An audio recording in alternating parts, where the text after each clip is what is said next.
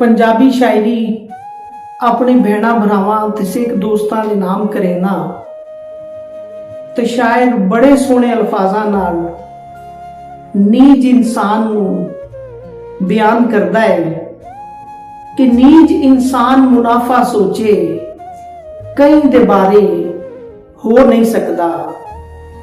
नीज इंसान मुनाफा सोचे कई दे बारे हो नहीं सकदा।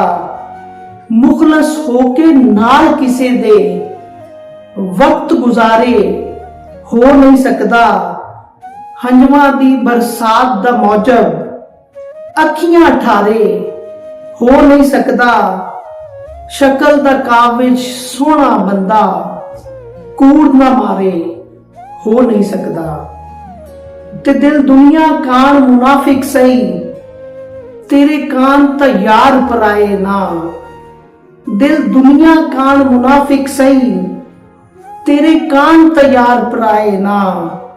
तेरा हुक्म ता रात हनेरी विच कदी छोड़ के गए अदनाए ना।